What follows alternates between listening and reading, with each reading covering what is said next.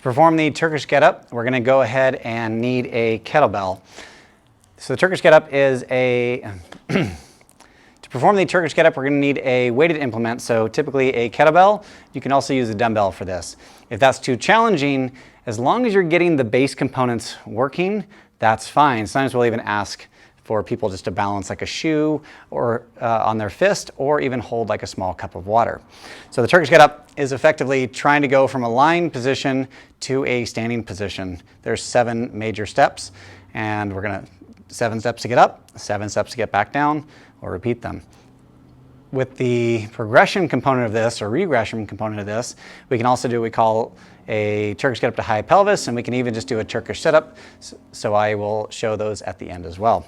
So for that Turkish get-up, we're gonna go ahead and lie down on our backs.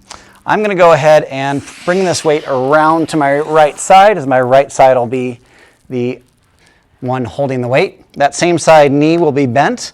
I'm gonna go ahead and hold this kettlebell so I'm making a fist like I'm punching the ceiling.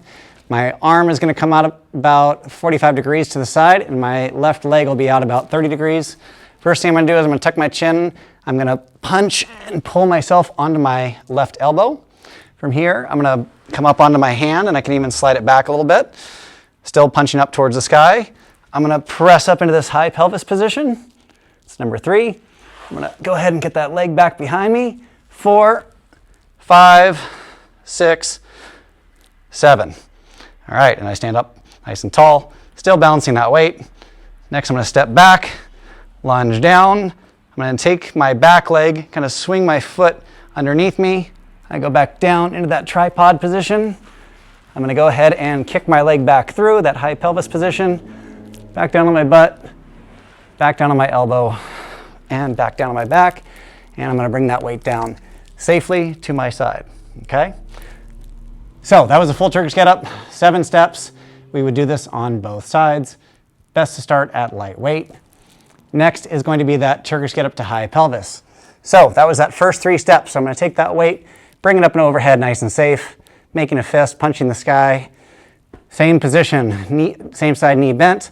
That left leg out 30 degrees, left arm out about 45 degrees. We're just going to punch and pull onto that left arm. 1. Up on that hand, that post, and then that high pelvis. I'm trying to squeeze my butt, drive my right heel into the ground as strong as I can, and just maintain this balance. Back down onto my butt, elbow, and all the way back down. Great. So the next, well, that was our Turkish get-up to high pelvis. So we only did those first 3 phases. My left arm stayed in contact with the ground the whole time.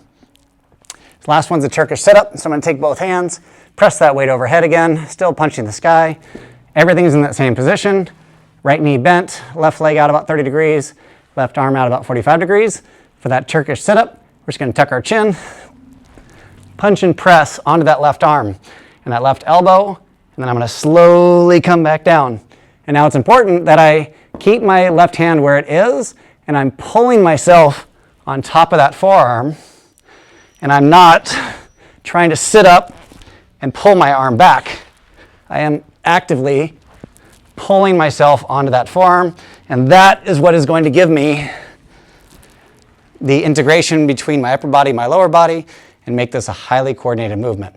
It's also one of the best exercises you can do to tie everything together. A little bit of flexibility, a lot of stability, a lot of strength, endurance, all the good stuff.